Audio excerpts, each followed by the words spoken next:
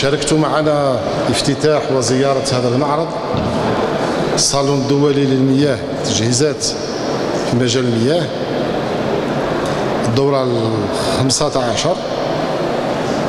كلكم لاحظتوا وسجلنا بكل ارتياح أن فيه طابع تميزت به هذه الدورة، هو مجال الابتكار. مجال الابتكار بقدرات وطنية. شفنا عدة مشاريع، عدة أجهزة تم صنعها محليا بنسب من الإدماج صراحة هامة جدا. الشيء اللي كنا ممكن ما توقعناهش في السنوات الماضية أصبح حقيقة اليوم. وهذا العمل كما تعلمون هو تطبيقا على مستوى الحكومة، رانا نطبق فيه في عدة مجالات،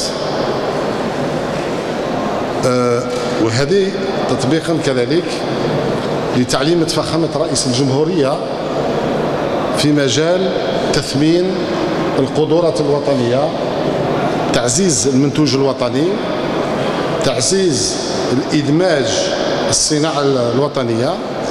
والحمد لله النتائج اليوم راكم شفتوها مشجعة للغاية، مشجعة للغاية.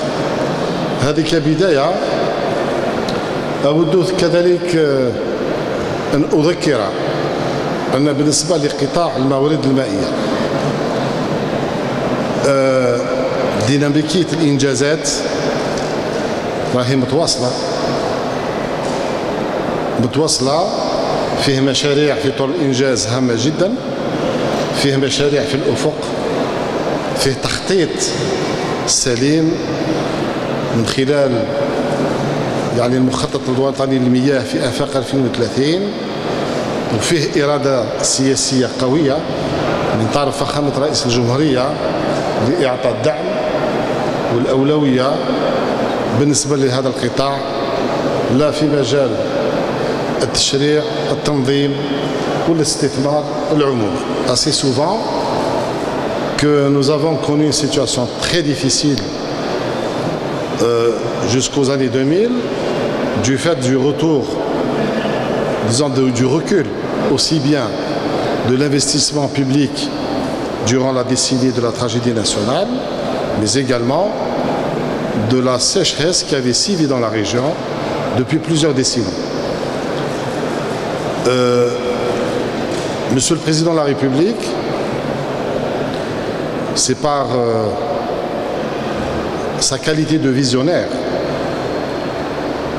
et je pense aussi que, je l'ai toujours dit, que il a été sensible.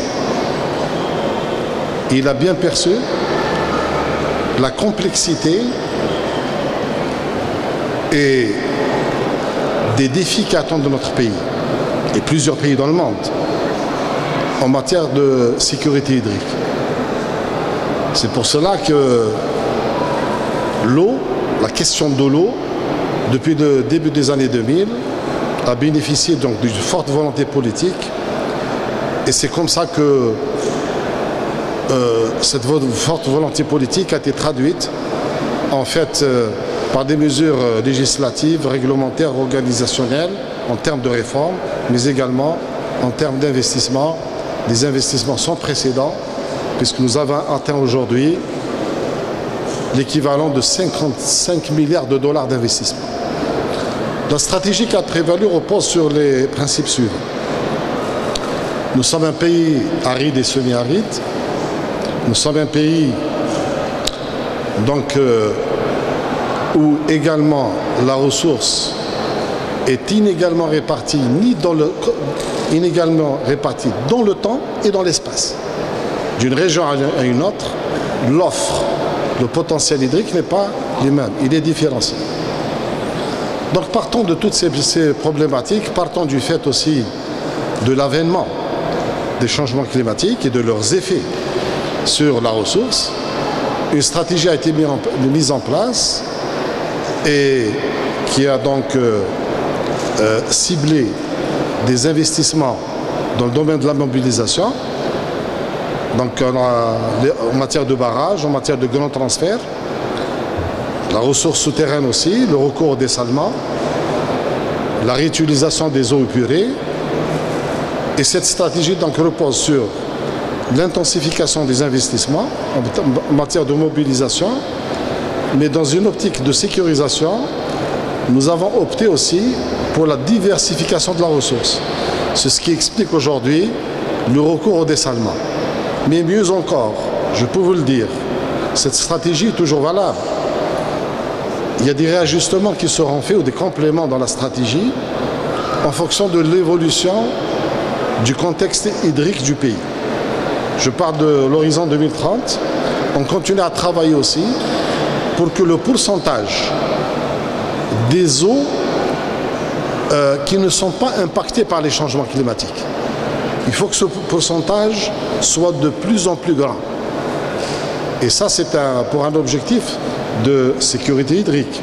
Je parle du dessalement, de la réutilisation des eaux épurées, mais également aussi du transfert des eaux fossiles vers le haut plateau. Et l'ensemble de ces ressources-là, à terme, va représenter un taux assez important dans le volume que nous mobilisons annuellement. Et ça renforce la sécurité hydrique du pays.